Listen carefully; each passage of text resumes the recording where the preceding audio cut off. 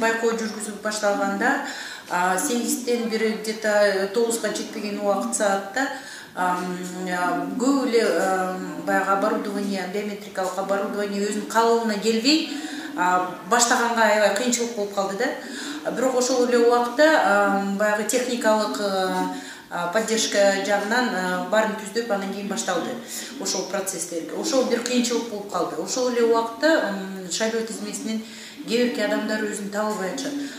Көбүнчө баягы Бишкекте форма 2 боюнча. Ошол биринчиден негизи биз ойлойбуз форма 2 боюнча дополнительный участок деп коет, ал негизи бир проблемный болот окшойт деп ойлогонбуз биз башынан эле.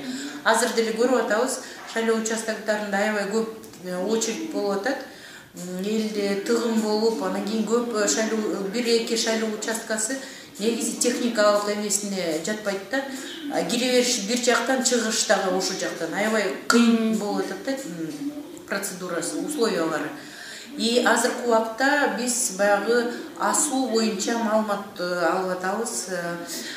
Кээ бирки асуулар стройдон чыгып кетип, анан кийин кадимкидей мындай баягы мындай ручной урнаны алып, эски урналарды алып орноштуруп атышат. Бул эми аймактык Бул деген көбүнчө райондордо мына мисалы үчүн Жалата ушундай болуп.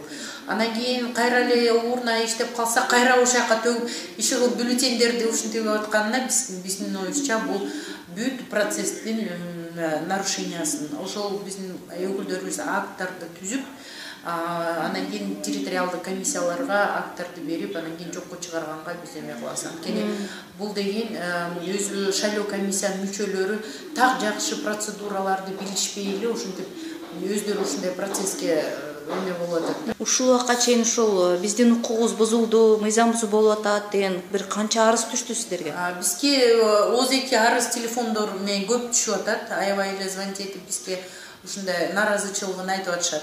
Ошол эле убакта биз тактаган сайын көп жарандар өзү негизи эле биометриканы тапшырган жок. Бирок ошолордун арасында биометрикалык тапшырып, каттоодон өтүп, мурун даже бир участокто болуп, анан кийин шайлоого келгенде башка участокка болуп кеткенинден мейли информационный маалымат борбору табат экен.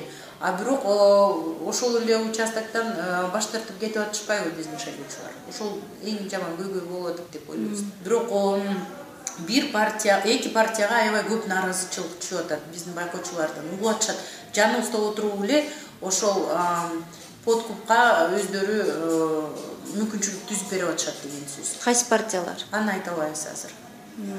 Чоң рахмат сизге.